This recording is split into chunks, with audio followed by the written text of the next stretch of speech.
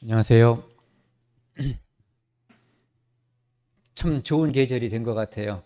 얼마 전에는 뜨거웠고 또 비가 많이 와서 걱정도 많이 했는데 지금은 아침 저녁으로 선선하고 낮에는 곡식과 과일이 익을 수 있게 뜨거운 햇볕을 주셔서 감사하는 마음이 절로 생기는 그런 때인 것 같습니다.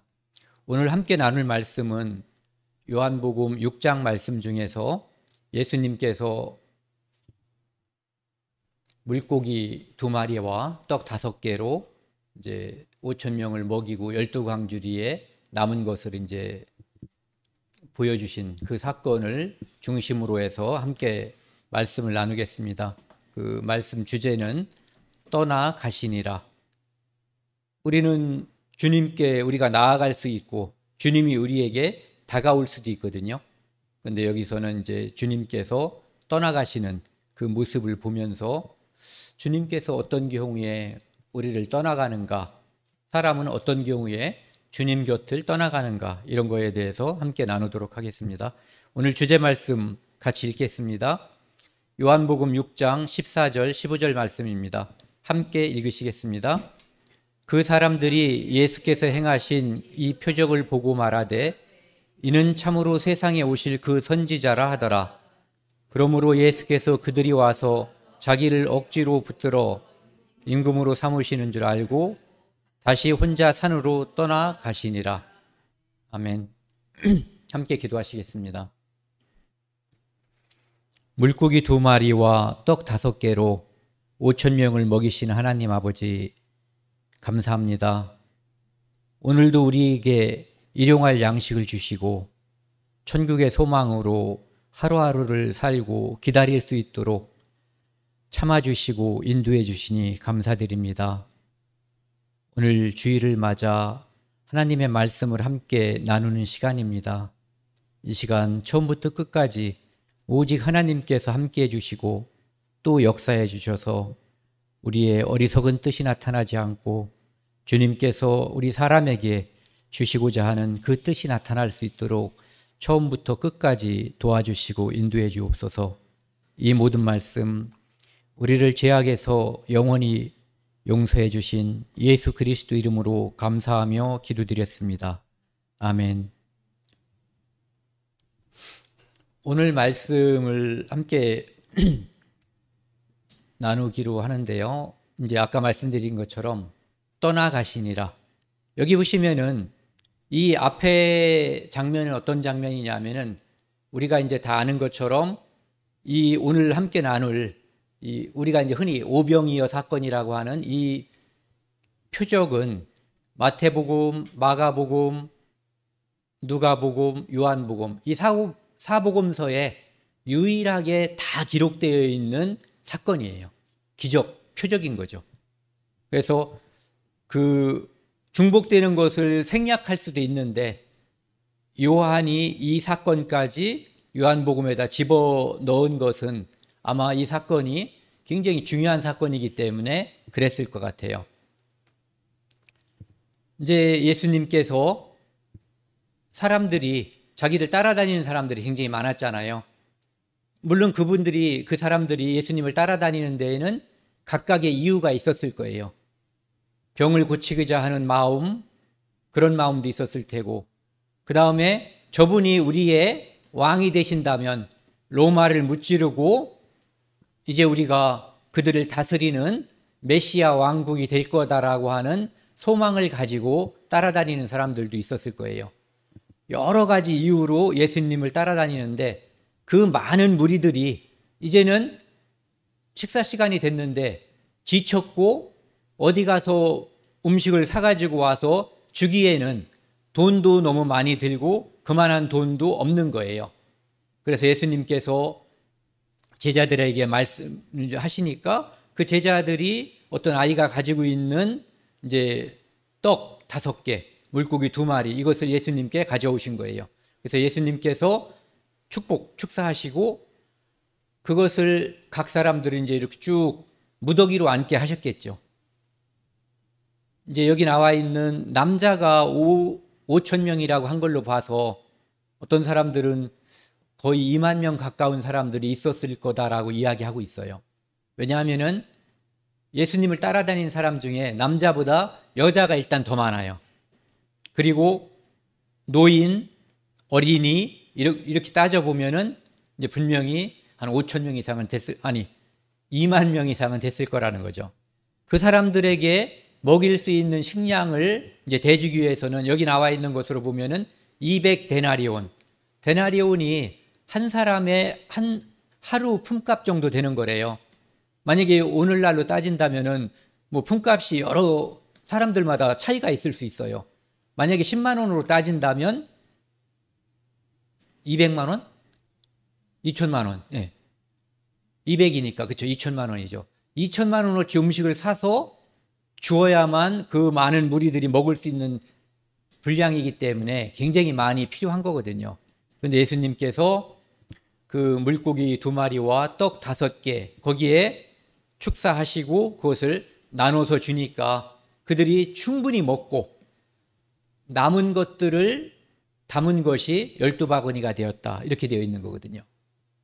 그러니까 그 사건을 여기서 이야기하고 있는 거예요. 14절에 그 사람들이 예수께서 행하신 이 표적을 보고 말하되 이는 참으로 세상에 많은 선지자가 있었잖아요. 그런데 여기서 말하는 참으로 세상에 오실 그 선지자다 이렇게 얘기하는 것은 누구냐 하면은 모세가 신명기 18장 15절 18절에서 말한 그 선지자, 그러니까 메시아를 말하는 거예요. 그 선지자가 드디어 나타났다.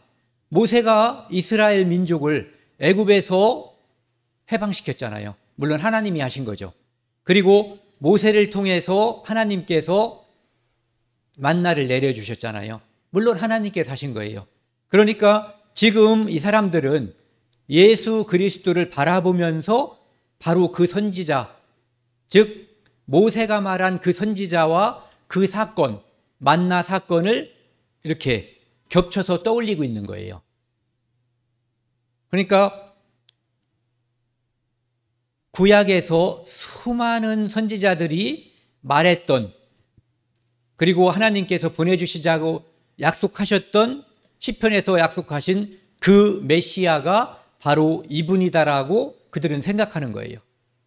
다만 문제가 있어요. 그 뒤에 보시면 그러므로 예수께서 그들이 와서 자기를 억지로 붙들어 임금을 삼으시려는 줄 아시고, 그들은 지금 예수님을 메시아, 그리스도, 이 세상을 구원할 구원자로 생각하는 거예요.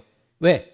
그 능력으로 보니까 모세가 예언한, 그리고 수많은 선지자들이 예언한 바로 그분이라고 생각하는 거예요.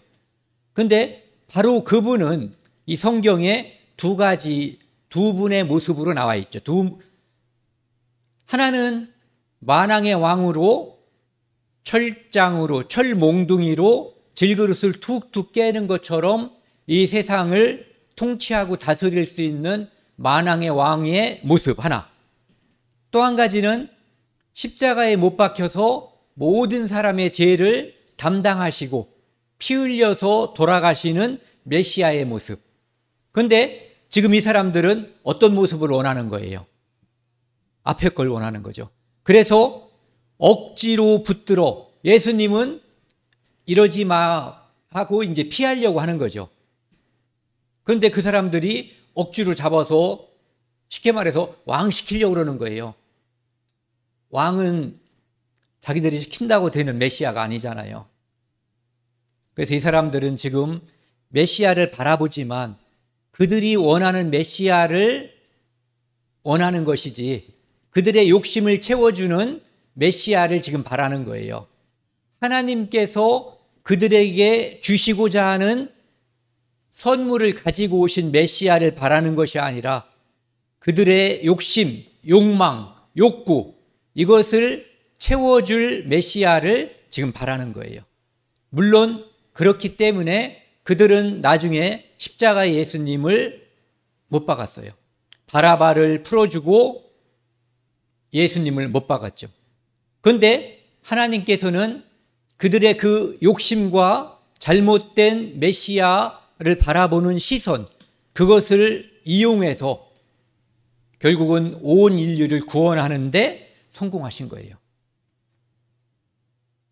예수님은 그들이 자기를 잡아서 왕시키려고 하니까 다시 혼자 산으로 떠나가시니라.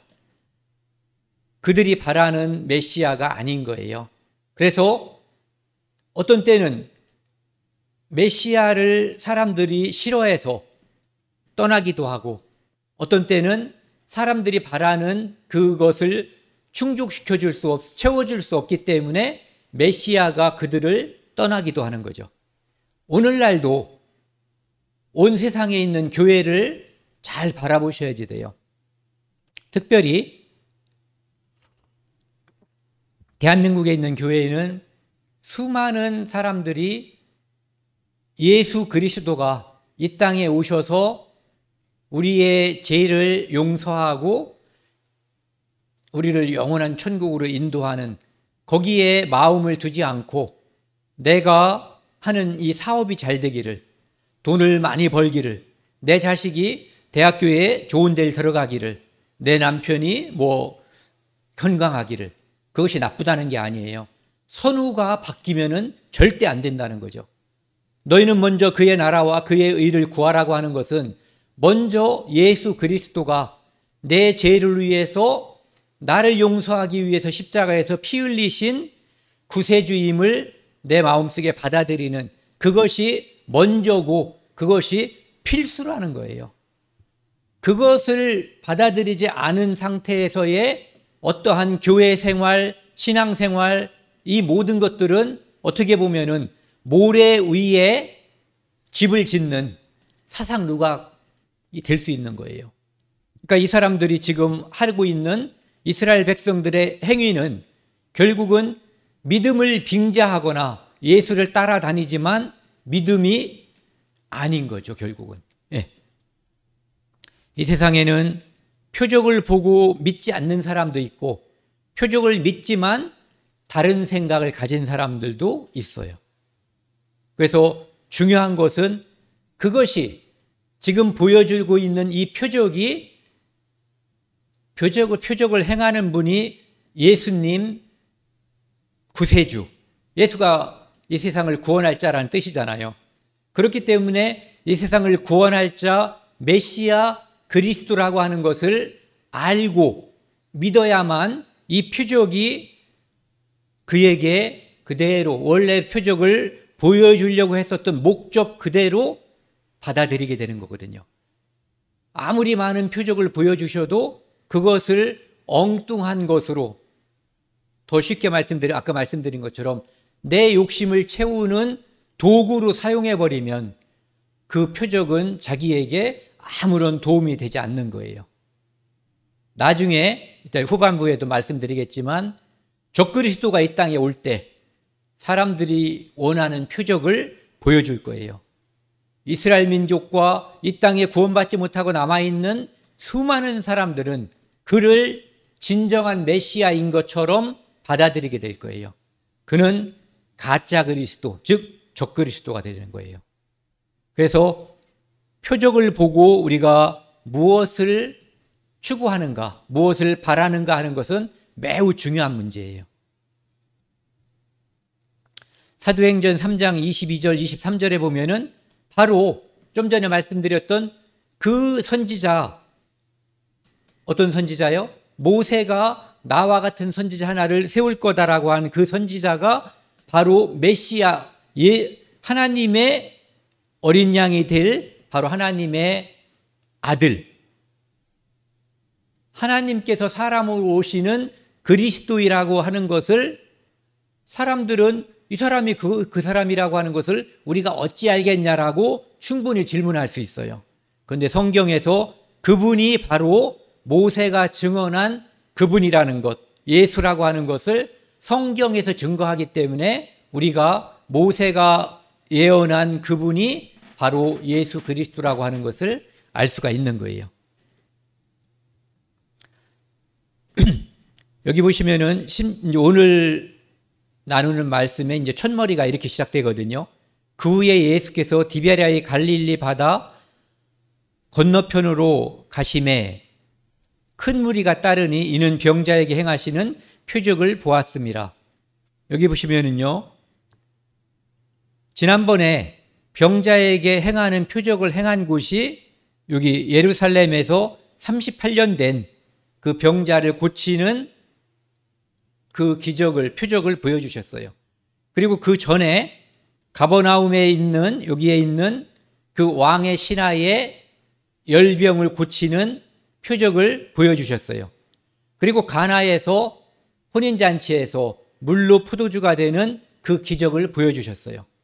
그러한 기적들, 특별히 많은 기적 중에서 사람들이 혹하는 기적은 병 낫는 기적이에요. 왜? 병이라고 하는 것은 사람을 너무너무 비참하고 고통스럽게 하거든요.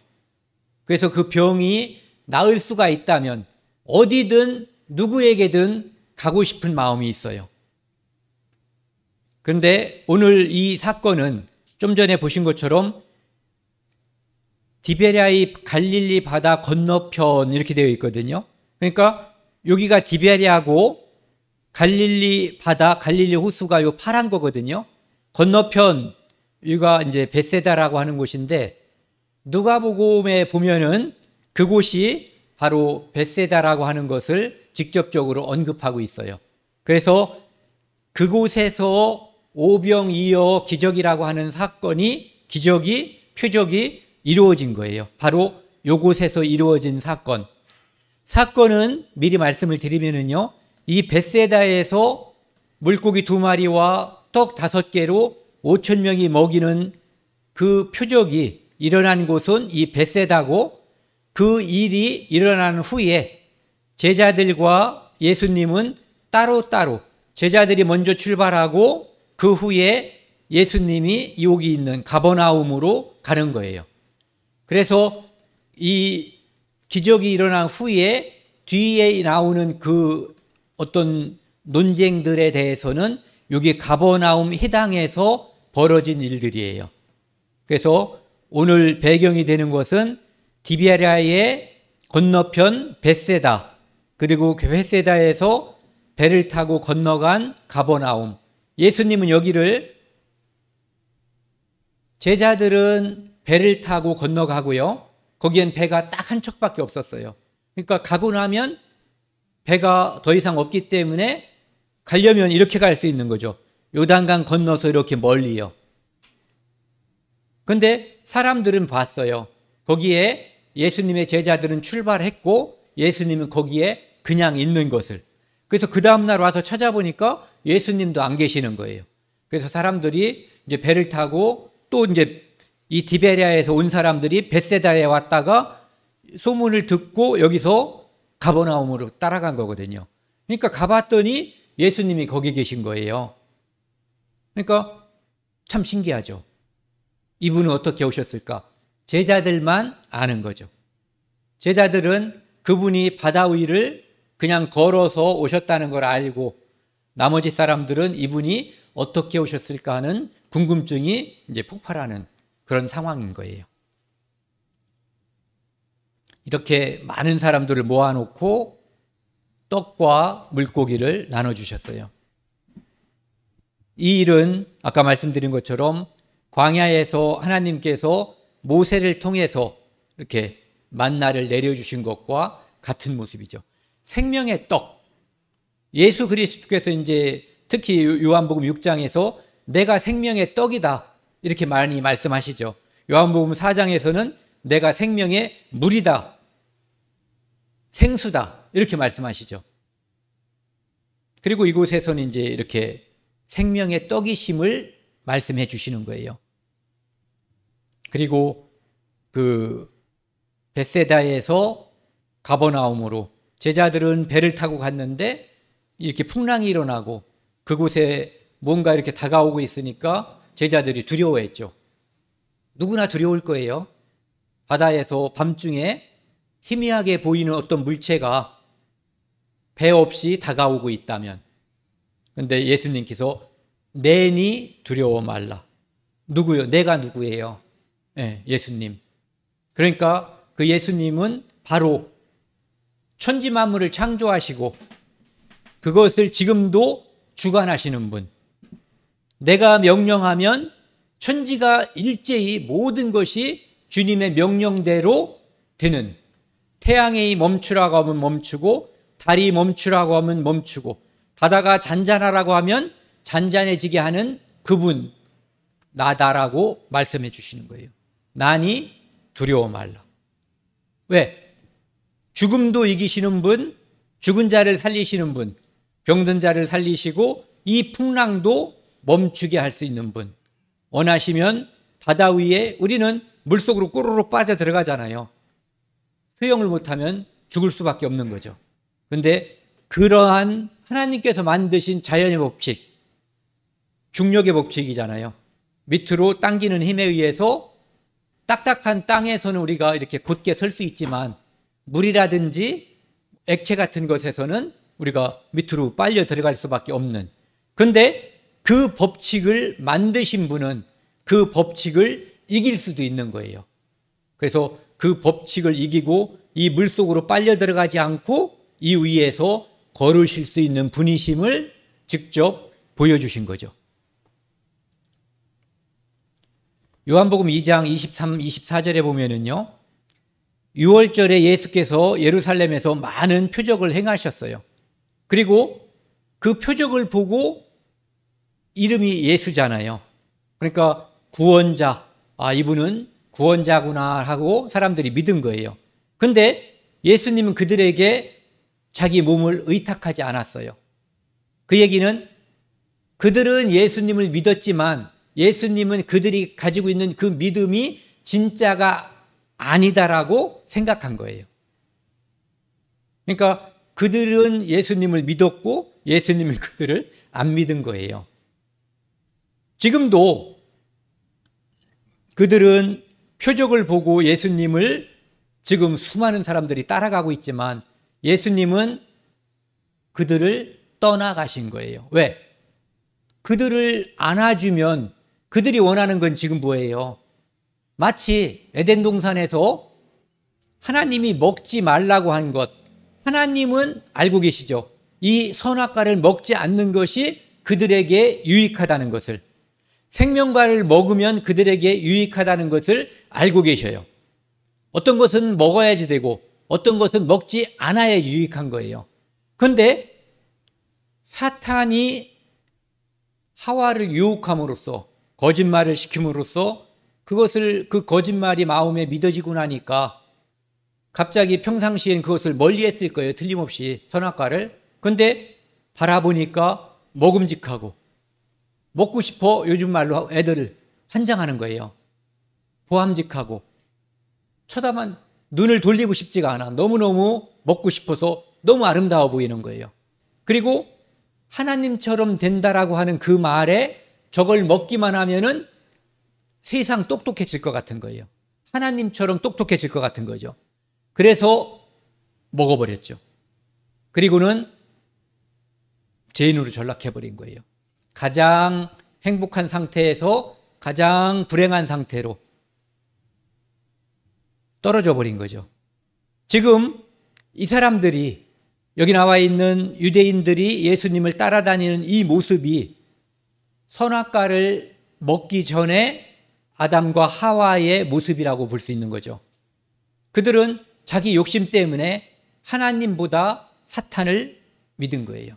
지금도 그들은 이 표적을 보면서 표적의 진정한 의미를 받아들이지 않고 이 표적을 행하시는 분이 우리의 욕심을, 우리의 욕망을 채워주면 얼마나 좋을까, 그런 마음을 가지고 지금 따라오고 있는 거죠. 다른 곳에서는 이러한 모습이 계속 보일 수 있지만 교회에서는 이게 보여서는 안 되는 거거든요. 교회는 예수 그리스도를 우리가 구세주로 영접하고 하나님께서 우리에게 영원하고 변하지 않는 그것을 주시려고 하는, 그것을 얻는데 집중을 해야지 되는 거예요. 다른 것들은 다 변하는 거예요. 그리고 나중에 이 땅에서 우리가 가져갈 수 있는 게 전혀 아니에요. 이병철 씨도 돌아가셨고 그의 아들 이건희 씨도 돌아가셨어요. 한국에서 뭐 부자. 근데 그분들이 가져간 건 아무것도 없어요. 근데 우리가 누가복음 16장에 나와 있는 거지. 부잣집에서 음식을 얻어먹던 그 거지는 가져간 게 있어요. 나사로라고 하는 그 이름을 가져갔어요. 생명책에서 지워지지 않았기 때문에 그 이름이 하늘에 기록이 돼 있는 거예요. 그리고 그가 이 땅에서 어느 정도의 어떤 믿음을 가졌던 사람인지 모르지만 그가 가지고 있던 믿음이 그대로 옮겨진 거예요.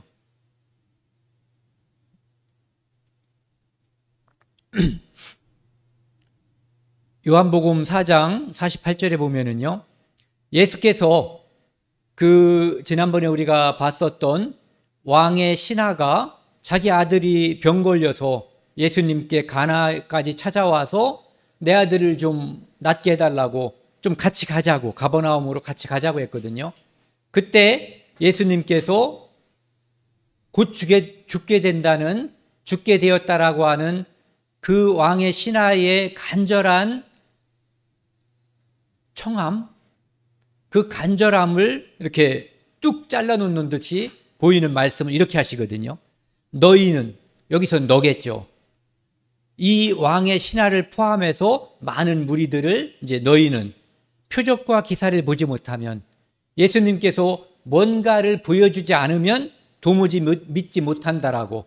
그러면 뭔가를 보여주면 믿는데 그것은 바로 그들이 원하는 메시아를 바라보고 있다라는 그 말씀이거든요.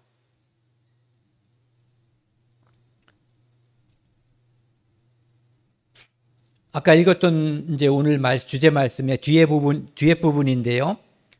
이제 6장 26, 27절에 보시면은 나를 찾는 것은 표적을 본 까닭이 아니요. 표적을 봤기 때문에 지금 예수님을 따라다니는 거거든요. 그런데 예수님께서 나를 찾는 것은 표적을 본 까닭이 아니요 떡을 먹고 배부른 까닭이로다. 즉 그들은 표적의 진정한 목적, 그것은 요한복음 20장 31절에 나와 있는 거죠. 궁극적으로는, 마지막으로는 그 표적을 통해서 우리에게 영생을 주시고자 하는 거예요. 그런데 그들은 그 표적을 통해서 내 병이 낫든가, 이스라엘이 독립하든가, 로마로부터 해방을 통해서 이런 것들을 목적에 두고 있기 때문에 이렇게 나를 찾는 것은 표적을 본 진짜 목적이 아니다라고 얘기하는 거죠. 그러니까 육신의 욕망을 채워줬기 때문이라는 거예요. 떡을 먹고 배부른 까닭이로다. 썩을 양식을 위하여 일하지 말고 영생하도록 있는 양식을 위하여 하라. 썩을 양식은 예수 그리스도를 구세주로 믿고 우리가 천국의 소망을 갖는 것 외에 모든 것은 다 썩을 양식이에요. 내가 가지고 있는 그 모든 것은 우리가 그렇게 소중하게 여기는 이 육체. 저도 어렸을 때는 얼마나 이렇게 뽀송뽀송했겠어요. 근데 나이가 드니까 이거 머리털 빠지고 주름살 생기고 뭐 이런데 뭐 검은 점 생기고 이런 데도 보면은 쭈글쭈글해지고, 여기에 소망을 두면 인생이 비참하고 허무해지는 거예요. 두 분 어머님들, 그렇죠? 여기에 소망을 두면은 얼마나 안타까운 마음 생기고 비참해져요. 그런데 하늘에 소망을 두면 그곳에는 늙고 병들고 아프고 슬프고 뭐 눈물 나고 죽고 이 모든 것이 없는 곳이에요. 우리가 그렇게 생각해서 그런 것이 아니라 하나님께서 그렇게 만들어 놓고 우리를 기다리고 있기 때문에 우리가 그것을 기다리는 거예요. 그날이 오면, 제가 카톡에다가 여기 핸드폰에다가 글을 써놨어요. 그날이 오면 내가 새 몸을 입고 내 모든 것이 다 변하고 달라질 것이다라고. 네. 우리는 그날을 기다리는 사람이에요. 로또가 당첨돼서 이 땅에서 떵떵거리고 살고 내가 이름도 모르는 어떠한 먼 친척이 죽어서 유산이 상속되기를 바라는 그런 사람들이 아니에요. 내 몸이 건강해서 100살인데도 마라톤에 참여할 수 있는 그것을 바라는 것이 아니라 오늘 죽더라도 분명히 천국에 갈 수 있는 확실한 믿음, 진짜 믿음을 갖기를 소망하는 사람들이에요. 그리고 그것이 하나님께서 우리에게 주시고자 하는 표적의 진정한 목적이에요. 네. 썩을 양식을 위하여 일하지 말고 영생하도록 있는 양식을 위하여 하라. 그래서 영생하도록 있는 양식은 바로 성경을 통해서 하나님을 알고 예수 그리스도를 알고 그분의 피로 영생을 얻는 것, 구원을 받는 것, 거듭나는 것, 이게 바로 영생하도록 있는 양식으로 위하여 하는 거예요. 이 양식은 인자가 예수가 내가 너희에게 주리니, 즉 지금 내가 너희에게 줄 수 있는 진짜가 있고 가짜가 있잖아요. 만약에 만나가 광야에서 내려줬던 그 만나가 가짜죠. 왜? 그것은 먹어도 죽는 거니까.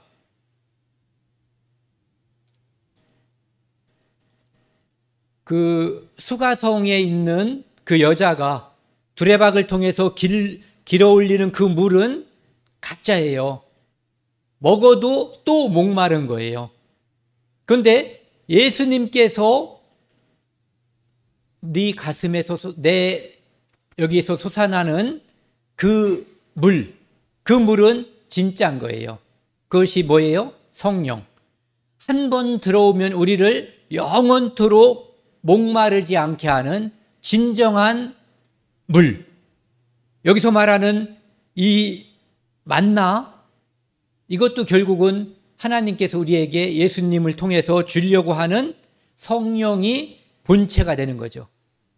최종 목적물은 성령이에요. 우리를 거듭나게 하고 하나님의 자녀로서 온전히 이 땅에서 살다가 영원하고 완전한 곳으로 우리를 이끌어 주시기를 원하시는 거예요.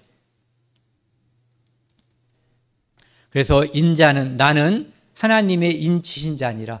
하나님께서 도장 찍은, 즉 하나님께서 약속한 그분 메시아다.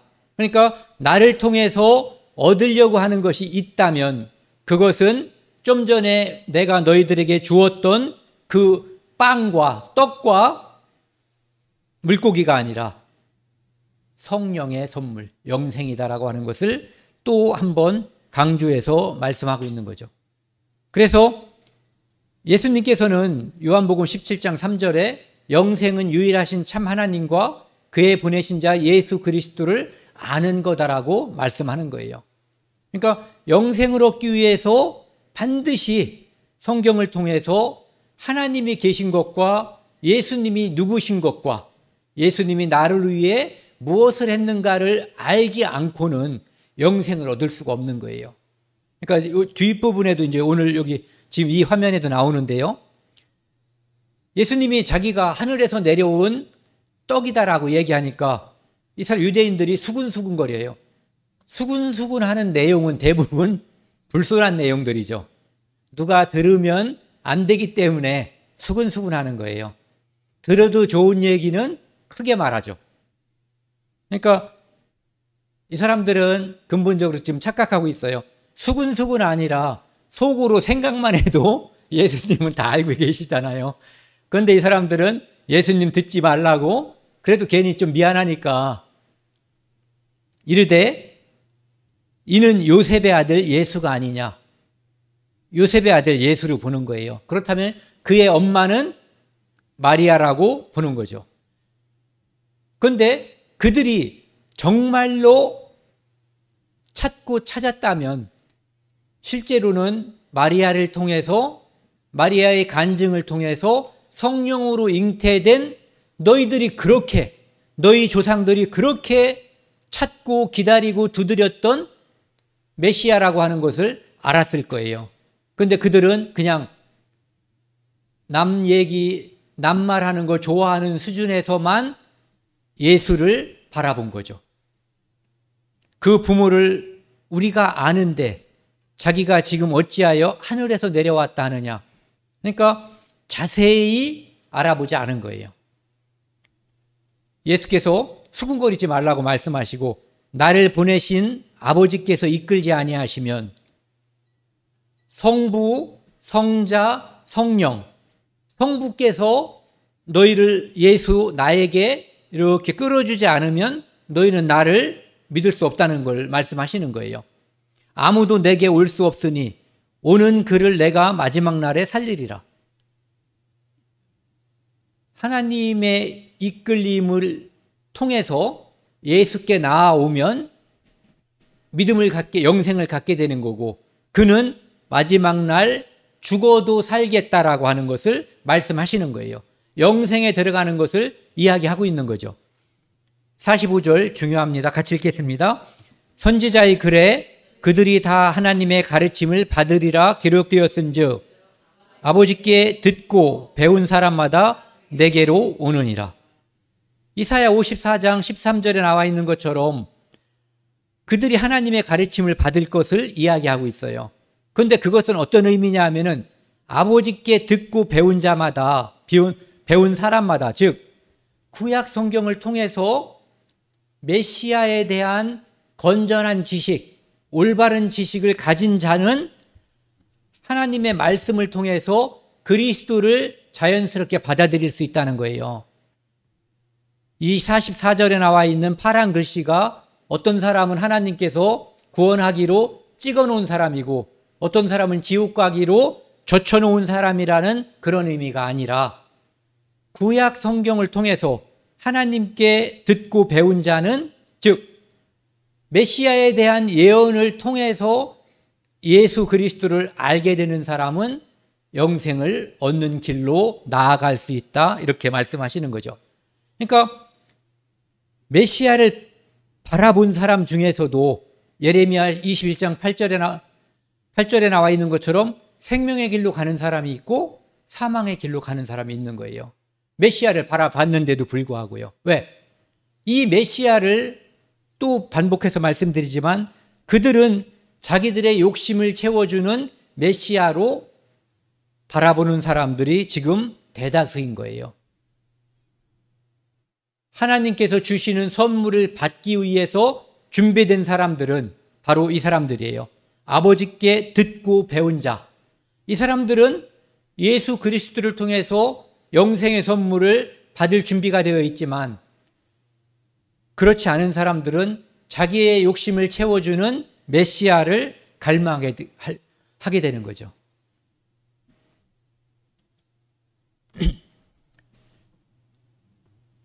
유대인들은 황당한 소리를 들은 거예요. 이 사람이 어찌 능히 자기 살을 우리에게 주어 먹게 하겠느냐. 예수님께서 내 살을 먹고 내 피를 마시는 자라야 이제 너희가 영생을 얻는다라고 말씀하시니까 이 사람들은 하나님께 나아가는 방법이 뭐였어요? 제사예요. 특별히 대속죄절날 염소의 피로써 그들의 1년 동안 지은 죄를 염소의 피로써 용서받는, 그것을 통해서 나아가는 건데 예수님은 지금 내 살과 내 피를 통해서 영생을 얻는 것을 이야기하고 있는 거예요. 그러니까 이 사람이 어찌 능히 자기 살을 우리에게 주어 먹게 하겠느냐. 먹는다고 해도 몇 사람이 먹겠느냐. 여러 가지 말이 안 되는 얘기를 이제 하지 말라, 이런 얘기죠. 예수께서 인자의 살을 먹지 아니하고 인자의 피를 마시지 아니하면 너희 속에 생명이 없느니라. 다시 한번 예수님은 내 피를 먹고 내 피를 마시고 내 살을 먹는 자만 생명이 있다라고 이야기하고 있는 거예요. 54절, 55절은 같이 읽겠습니다. 내 살을 먹고 내 피를 마시는 자는 영생을 가졌고 마지막 날에 내가 그를 다시 살리리니 내 살은 참된 양식이요 내 피는 참된 음료로다. 하나님께서 만나를 보내주셨지만 그 만나는 참된 양식이 아니었어요. 먹고 죽었단 말이에요. 그리고 광야에서 바위를 쪼개서 하나님께서 생수를 주었지만 그 역시 참된 음료는 아니었어요. 그 물을 먹은 자도 다 광야에서 결국은 다 죽었어요. 그런데 어떤 것만 참된 음료고 어떤 것만 참된 양식이냐면은 예수님의 피와 살, 이것만이 참된 양식, 참된 음료, 즉 영생하도록 우리에게 공급하는 양식이고 음료라는 거죠. 그것은 바로 이제 십자가를 가리키는 거예요. 십자가에서 찢어져서 살이 찢어지고 그것을 통해서 흘려진 그 피를 통해서만 우리가 하나님께 나아갈 수 있는 유일한 길, 오직 예수라고 하는 것, 오직 은혜라고 하는 것이 바로 이거거든요. 예수 그리스도의 피를 통해서만 우리는 하나님의 영생으로 들어갈 수가 있는 거예요. 하나님 나라에 들어갈 수 있는 유일한 길이 바로 그거 하나밖에 없는 거예요. 사람들은 내가 정성을 다하면 또는 어떤 납작한 데 앉아서 오랫동안 밥 안 먹고 돌을 닦으면 나에게 어떠한 좋은 선물이 주어질 걸로 착각하지만 죽을 때까지 돌을 닦아도 다른 사람들에게 내가 가지고 있는 모든 재산을 내어주고 내 피를 빼어주고 내 몸을 불사르는데 내어줄지라도 예수 그리스도의 피를 대체할 수 있는 것은 이 세상에 아무것도 없는 거예요. 오직 예수 그리스도의 피만이 우리의 죄를 용서할 수 있고 하나님께 나아갈 수 있게 하는 거예요. 그러니까 죄인을 하나님께 연결시킬 수 있는 것은 오직 독생자 예수 그리스도 뿐인 거예요. 네. 그래서 여기 참된 양식, 영생하는 양식, 참된 피, 참된 음료, 영생하는 음료라고 이야기하고 있는 거예요. 그러니까 결국 오병이어 사건은 예수 그리스도께서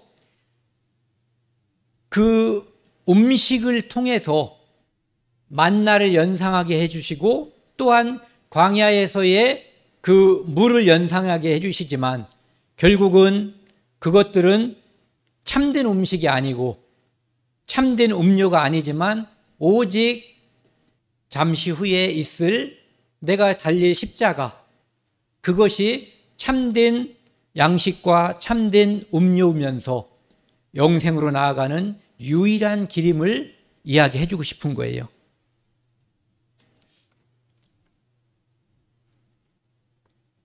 (56절에는) 내 살을 먹고 내 피를 마시는 자는 내 안에 거하고, 그러니까 우리가 예수님 안에 거한다. 예수님께서 내가 하나님 안에 있고 하나님이 내 안에 있는 것처럼 내가 너희 안에 있고 내가 너희 안에 있다라고 거꾸로 했나요?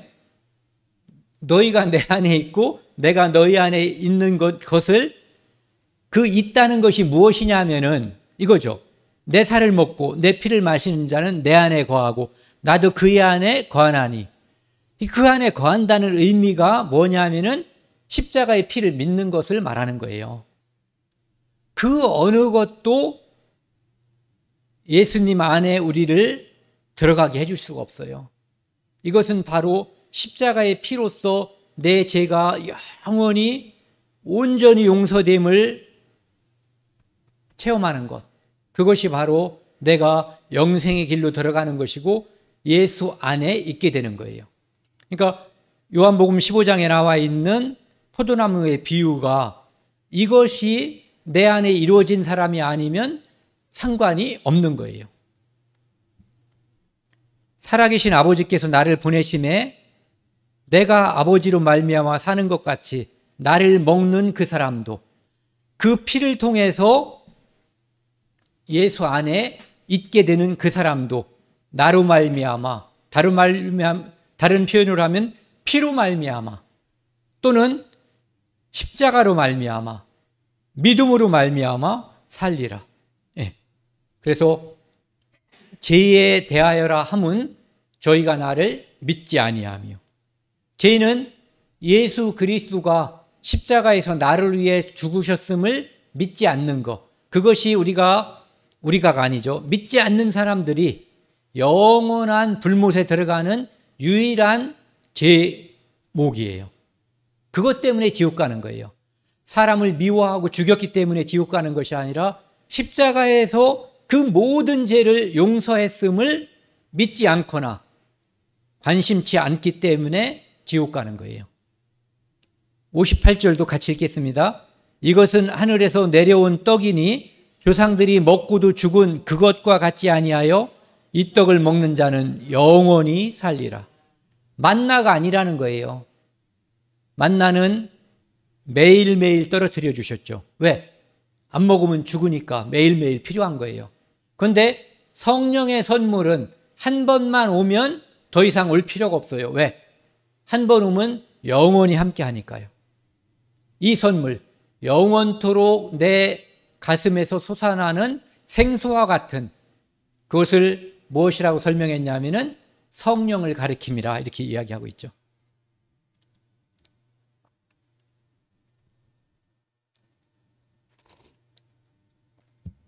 이 말씀을 듣고 이 사람들은 무슨 말인지 이해를 못했어요. 떡을 주고 병자를 고칠 때 좋았지만 내 피를 마시고 내 살을 먹어야지 하나님과 관계 있고 영생의 관계가 있고 내 안에 있는 것이다라고 이야기할 때 그 사람들은 무슨 말인지도 모르고 이제는 관심이 없는 거예요. 이 사람들은 오직 병 낫고 음식 먹는 거에 관심이 있었던 거예요. 이런 목적으로 교회를 다니면 하나님은 그에게서 떠나가시는 거예요. 네. 교회에 뭔가 있어서 오는 것처럼 보이지만 그가 원하는 것이 병 낫고 잘 먹고 잘 살고 내 자식이 잘 되는 것만 위하는 그런 육신적인 거라면 하나님이 그에게 영생의 선물을 주지 않는 거예요. 이 말씀은 어렵도다. 누가 들을 수 있느냐? 나도 못 듣는데 딴 사람도 못 듣겠지. 이런 뜻이에요. 그러니까 예수님께서 살리는 것은 영이니 육은 무익하니라. 너희들이 그렇게 지금 아끼는 거, 우리도 아끼죠. 이 육신. 그런데 예수님은 살리는 것은 영생이 중요하지. 이 육신을 위해서 잘 먹고 잘 사는 거, 이 육신을 위해서 여기다가 맨날 뭐 들어붙고 바르고 반짝반짝하게 하고 광내는 거 중요하지 않다는 거예요. 왜? 그렇게 해봤자 저기 갈 때는 그건 여기다 남겨놓고 가잖아요. 돌아가셨다는 말이 육신은 여기다 두고 거듭난 영혼만 하나님께 간다는 뜻이에요. 66절 같이 읽겠습니다. 그때부터 그의 제자 중에서 많은 사람이 떠나가고 다시 그와 함께 다니지 아니하더라. 이렇게 영적인 이야기, 천국 가는 이야기를 하니까 사람들이 육신적인 것을 자기들의 욕망을 들어주는 예수님의 모습을 볼 때는 구름같이 따라다니는데 영생을 이야기하니까 이 사람들이 떠나가는 거예요. 그때 예수님께서 묻죠. 제자들에게 너희도 가려느냐? 베드로가 영생의 말씀에 계심에 우리가 주를 떠나 어디로 가겠나이까라고 이야기한단 말이에요. 그러니까 바로 그것, 베드로가 말한 것처럼 우리가 교회라고 하는 것은 그 마음을 가진 사람을 통해서 하나님께서 영생의 선물을 주시는 곳, 받는 곳이 교회예요. 네. 물론 처음엔 육신의 이유 때문에 교회를 찾을 수도 있죠. 하지만 그 마음은 이 말씀을 통해서 바뀌는 거예요. 말씀을 통해서 하나님께서 우리에게 주려고 하는 진짜 선물은 성령이다라고 하는 것을 알게 되는 거죠. 만약에 아버지가 재산이 이왕 쓰는 거 100억, 더 크게 100조 있다고 하자고요. 어차피 뻥인데 100조 있는데 조금만 기다리면 아버지가 100조를 물려줄 텐데 아버지한테 계속 졸라가지고 나 100만 원만 달라고 100만 원만 달라고 100만 원 받아가지고 나가고 싶은 거예요. 어디 가서 못된 짓 하고 싶어서. 안 주니까 아버지 돈 100만 원 훔쳐가지고 집 나가버리면 아버지 돈 훔쳐서 도망갔다는 것 때문에 100조를 가지고 있는 아버지의 축복에 들어올 수가 없는 거예요. 육신의 것을 원하는 이 땅의 수많은 어리석은 사람들이 바로 그런 거거든요. 하나님께서 우리에게 주려고 하는 그 축복은 우리가 감히 상상할 수가 없는 거예요. 사도 바울은 우리에게 그 축복의 모습을 기록하지 않았어요. 왜? 말해도 모르기 때문에. 우리에게 주려고 하는 건 어마어마한 거예요. 상상할 수 없는 거. 우리가 이 땅에서 부자의 모습은 다 상상할 수 있어요. 이 땅의 부자가 아무리 부자여도 경을 가진 사람은 없어요. 아직은. 경. 그러니까 상상할 수가 있는 거죠. 그런데 하늘에서 하나님께서 우리를 위해 준비한 것은 그 아름다움과 축복과 그 영생을 통한 선물은 감당하기도 상상하기도 어려운 것들인 거예요. 그래서 우리가 가면 어쩌면 이 아래턱이 다 빠져가지고 천국에서 살지도 몰라요. 악해가지고 너무나 기가 막혀서. 이 데살로니가 후서 2장 보시면은요, 사탄은 알고 있어요. 사람들이 무엇을 더 원하는지를. 에덴 동산에서 그 똑똑한 하와와 아담을 속일 수가 있었는데 죄인으로 전락하고 이 땅에 살고 있는 이 바보 같은 인간들을 속여서 지옥으로 끌고 가는 것은 식은 죽 먹긴 거예요. 그들은 우리보다 엄청 똑똑했던 사람들이에요. 그런데 그들도 속였단 말이에요.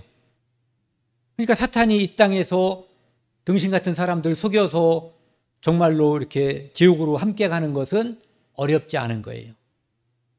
악한 자의 나타남은 사탄은 사탄의 활동을 따라 모든 능력과 표적과 거짓 기적과 사탄은 사람들에게 이것을 보여줘요. 왜? 사람들은 육신적인 이것을 좋아하기 때문이에요. 그것을 원하기 때문에 그것으로 끌고 가는 거예요. 학교 앞에서 예수님 얘기를 하면 사람들이 따라오겠어요? 그런데 거기서 요즘 좋아하는 연예인 뭘 보여주고 하면은 애들이 많이 가서 쳐다보겠죠. 그런 모습인 거예요. 불의의 모든 속임으로 멸망하는 자들에게 있으리니, 속임으로 멸망하는 자들. 이것은 멸망하는 자들은 사탄이 속이는 내용, 그것을 좋아한다는 뜻이에요. 이는 그들이 진리의 사랑을 받지 아니하여 구원함을 얻지 못함이라. 영생을 통한 축복이 무엇인지 모르기 때문에, 그 영광을 모르기 때문에 육신의 내 눈에 보이는 것, 변하는 것, 그것에 내 마음을 다 쏟아버리는 거예요. 그러니까 사탄은 이리 와, 이런 거 일망타진한다 그러죠. 그물 하나로 그냥 확 던졌더니 왕창 잡혔을 때. 그러므로 하나님이 미혹의 역사를 그들에게 보내사 거짓 것을 믿게 하심은, 에덴 동산도 거짓 것을 하나님께서 사탄을 통해서 역사하게 하셨고 사람은 그것을 믿어서 죄인이 됐어요. 이제 그 죄인에게 마지막 기회를 주는 게 예수 그리스도의 십자가예요. 그런데 그 마지막 기회조차도 육신의 것, 미혹의 역사, 거짓 것 때문에 받아들이지 못하는 사람들이 많다는 거예요. 사탄은 진짜 똑똑한 거예요. 인간은 100살 사는 동안에 읽고 보고 듣고 지식을 축적하잖아요. 사탄은 몇 살인지 몰라요. 몇 년, 몇 월, 며칠에 사탄이 이 땅에 왔는지도 모르고 천사로서 태어난 날짜도 몰라요.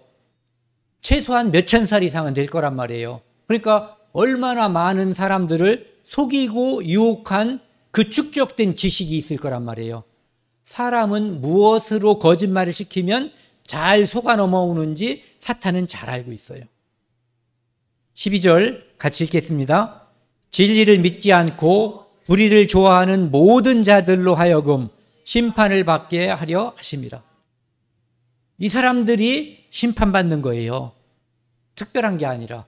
여기 보면은 누구 사람을 죽였다는 것도 없고 누구를 사기쳐 먹었다는 것도 없고 부모님 속쓰겠다는 얘기도 없어요. 진리를 믿지 않고 사탄 편에 섰다는 거예요. 불의를 좋아하는 모든 자들로. 이것도 역시 사탄의 편에 섰다는 거예요. 그리스도가 아닌 적그리스도의 편에 섰다는 것이 그들이 지옥 가는 이유예요. 고린도전서 1장 18절 말씀 같이 읽겠습니다. 십자가의 도가 멸망하는 자들에게는 미련한 것이요 구원받는 우리에게는 하나님의 능력이라. 오직 십자가만이 멸망하는 자들에게는 미련하게 보이는 거예요. 저거 뭐야? 저는 경험이 있어서 이 말씀을 잘 알아요. 예전에 저는 예수 그리스도가 십자가에 달려있는 그 많은 그림들, 그것을 보면서 조롱도 했고 욕도 했고 도대체 저게 뭔가. 그런데 수많은 사람들이 지금도 그럴 거예요. 믿지 않는 모든 사람이 이 상태에 있는 거거든요. 그런데 구원받는 우리에게는 하나님의 능력이라. 오직 예수, 오직 은혜, 오직 십자가, 오직 예수의 피인 거예요. 그것만이 우리를 영원한 천국, 영생으로, 돈으로 못 가요. 맘 찾게도 못 가요. 어떠한 인간의 최고의 지성, 최고의 의술, 최고의 재산, 그 무엇으로도 갈 수 없는 하나님의 나라를 우리로 하여금 가게 해주는 능력이에요. 예, 이 믿음을 통해서 우리는 구원을 얻게 되고 하나님 나라의 하나님의 자녀가 될 수 있는 권세를, 능력을 받는 거예요. 그래서 그들에게는 멸망받는 지옥 가는 사람들에게는 저 미련한 것들 이렇게 생각하는 거죠. 그런데 우리는 이것을 통해서 오직 하나님께 나아가는 거예요. 표적에 대해서는 이 말씀으로 끝을 내려고 합니다. 30절 예수께서 제자들 앞에서 이 책에 기록되지 아니한 다른 표적도 많이 행하셨으나 많은 표적을 보여줬지만 오직 31절은 같이 읽겠습니다. 오직 이것을 기록함은 너희로 예수께서 하나님의 아들 그리스도이심을 믿게 하려 함이요 또 너희로 믿고 그 이름을 힘입어 생명을 얻게 하려 하심이라. 표적을 보여준 이유, 이것은 바로 우리로 하여금 예수님이 하나님의 아들이고 그리고 그것을 믿게 된 사람들이 십자가를 통해서 예수 그리스도의 피를 통해서 영생을 얻게 하기 위해서 표적을 보여줬다는 얘기예요. 표적을 바라본 사람은, 진정한 표적을 바라본 사람은 예수 그리스도의 십자가를 바라보고 쳐다본 즉 살더라. 이것을 경험하게 되는 거예요. 오늘 여기까지 하겠습니다. 함께 기도하시겠습니다. 하나님 아버지 감사합니다. 오늘 십자가의 보혈을 통해서 우리가 구원받는 그 말씀을 함께 나누었습니다.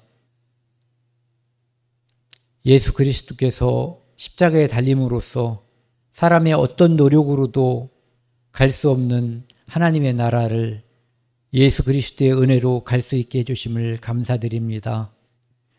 우리는 연약하고 다른 것에 한눈을 팔 수 있는 그러한 존재들입니다.